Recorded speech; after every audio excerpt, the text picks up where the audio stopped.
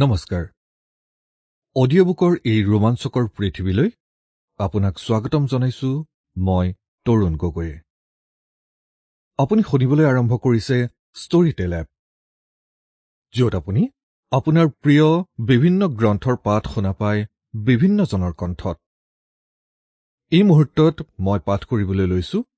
ৰহস্য সম্ৰাট ৰঞ্জু হাজৰিকাৰ এখনি উপন্যাস অন্ধ সময় বন্ধ আৰ্তনাদ আহকচোন শুনো 1 পুণ্ডৰীকে কাৰখন পাৰ্কিং প্লেচত পাৰ্ক কৰি কাষৰ চিটত বহি যোৱা শিল্পিকালৈ চাই কলে নামা শিল্পিকা গাড়ীৰ পৰা নমাৰ পূৰ্বেই পুণ্ডৰীক নামিল আৰু ঘূৰি গৈ শিল্পিকাৰ ফালৰ দুৱাৰখন খুলি দিলে চোৱা আমি ঠিক সময়তে আহি পাইছো প্লেনখনো এইমাত্ৰ লেণ্ড কৰিছে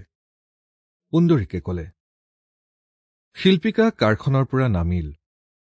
তাৰপিছত দুয়ো আগুৱাই গল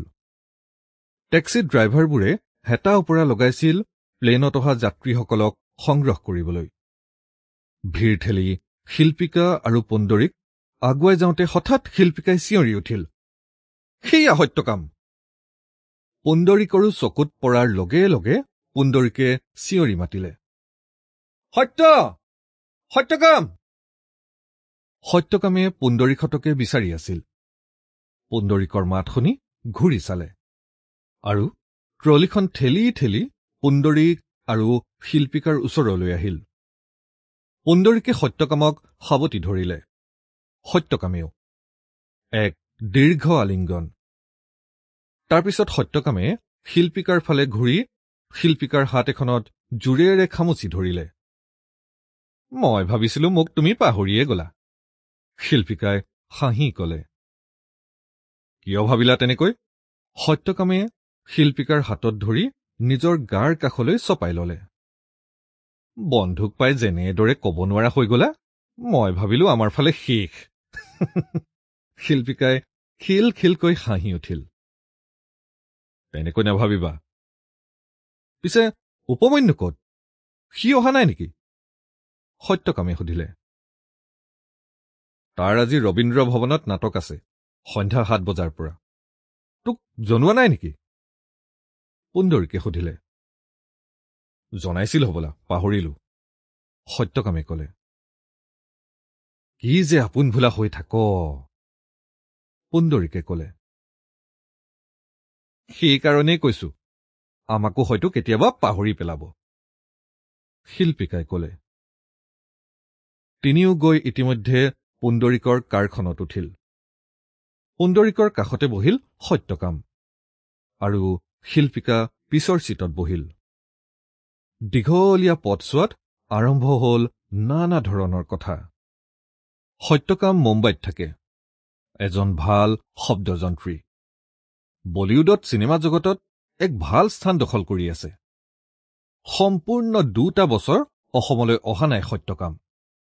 আচলতে ব্যস্ততাৰ বাবে অহাৰ সুযোগেই পোৱা নাই তিনি বন্ধু সত্যকাম পুণ্ডৰীক আৰু উপমন্যু পুণ্ডৰীক এজন ভাল সংগীত শিল্পী বিভিন্ন ধৰণৰ বাদ্য বজাব পাৰে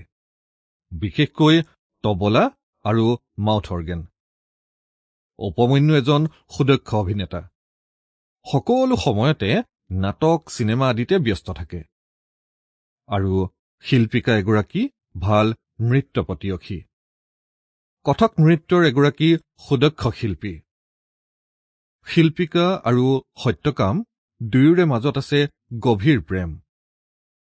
সত্যকাম গৈ মুম্বাইত থিতাপি লোৱা কথাটো শিল্পিকাই পুনতে ভাল পোৱা নাছিল কিন্তু অসমত থাকিনো কি কৰিব সত্যকামে অৱশেষত মানি লৈছিল দৈনিক কথোপকথনটো থাকেই শিল্পিকাৰ লগত তদুপৰি শিল্পিকা মাজে সময়ে যায় মুম্বাইলৈ সত্যকামৰ ওচৰলৈ নানা ধৰণৰ কথা বতৰাৰে তিনিও গৈ থাকিল পুণ্ডৰীক তোমাৰ খবৰ কোৱা সত্যকামে মাজতে পুণ্ডৰীকক উদ্দেশ্যি সুধিলে সাগৰিকাৰ খবৰ কি সাগৰিকা ঠিকেই আছে নিজৰ কামতে ব্যস্ত Sample complete. Ready to continue?